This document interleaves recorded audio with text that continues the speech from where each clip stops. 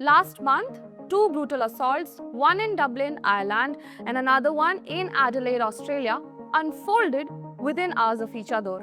While geographically distant, they were connected by a common thread: targeted violence against Indians abroad, laced with racial abuse. In Dublin suburb, a married father of one, who had left India just 3 weeks earlier to take up a tech role, set out on foot to the Vinayak temple.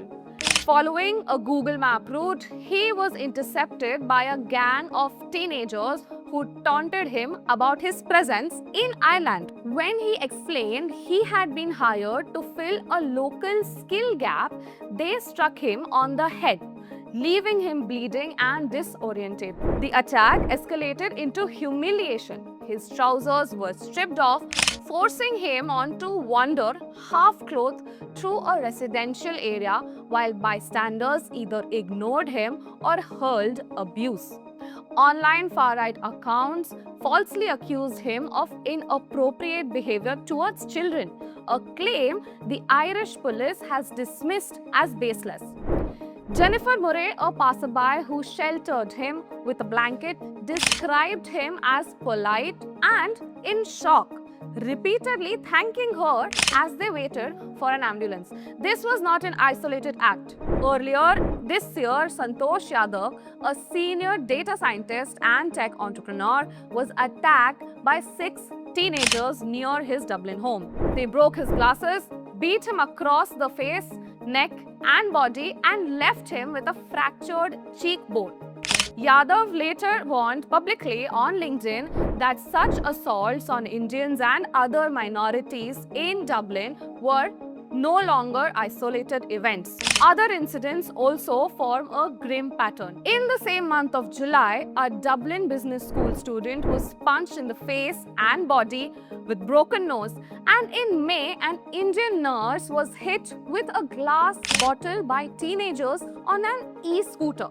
In September last year, 2 Indian students in Cork in Ireland were targeted with ropes by teenagers, where one of them was nearly strangled. On the same night of the Dublin assault, back in Adelaide's Kintore Avenue, a 23-year-old Chanpreet Singh faced an all too familiar situation. What began as a parking dispute turned into racial abuse. Of Indian, his attackers shouted before repeatedly punching him to the ground.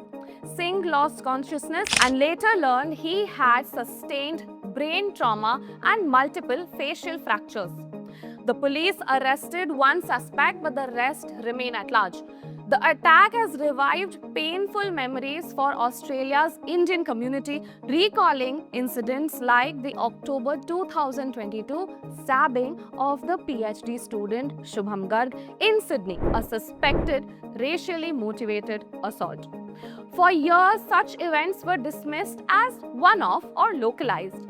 But data from India's Ministry of External Affairs tells a different story. Attacks on Indian students abroad amounts to 91, with 30 fatalities between 2020 and 2024. This is official information, which means there could be a lot more to the story. Canada has recorded the highest number with 27 cases, 16 fatalities, followed by Russia, then UK, Germany and the US. 9 cases, all of them were fatal.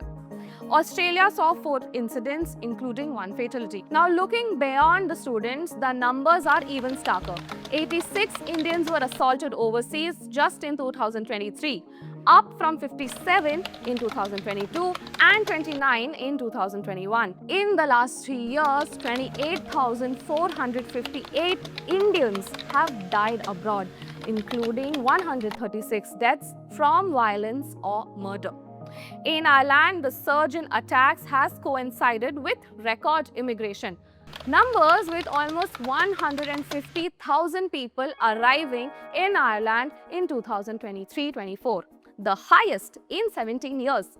Indians now form the 3rd largest foreign nationality, receiving over a third of all skilled work permits in 2024, while they fill crucial gaps in tech, healthcare, and education, the pace of demographic change has stirred resentment.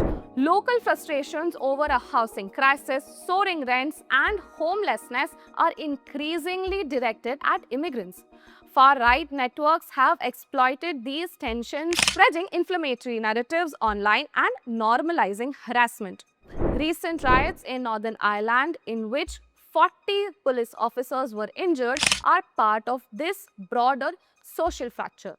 Coming to Australia, racial targeting of Indian students has periodically flared since the late 2000s, often linked to perceptions of job competition and cultural otherness. The attacks are not always fatal, but they have a cumulative effect, eroding the sense of safety for the entirety of communities. Beyond statistics, these are deeply personal tragedies. Santosh Yadav's fractured cheekbone, the Dublin tech workers' humiliation, Singh's brain injury. Each story reflects the vulnerability of Indians navigating life abroad. Victims often carry not just physical scars but emotional ones, feelings of isolation, shame, and fear. The psychological toll extends to families back home who watch the growing attacks with anxiety as headlines about assaults pile up. The events of 19 July were not coincidences. They were symptoms of a worsening pattern. Whether on the streets of Dublin or the avenues of Adelaide, Indians abroad are increasingly targeted in ways that combine physical violence with racial humiliation. Diplomatic channels, community organizations, and local law enforcement face mounting pressure to address not just the crime itself, but the hostile climate which is enabling them. Unless tackled at both policy and community level through stronger hate crime enforcement, public messaging, and support system for victims, these attacks risk becoming not shocking exceptions but the grim expectations. That is all from us today. This is Garima and you are watching The Asian Chronicles.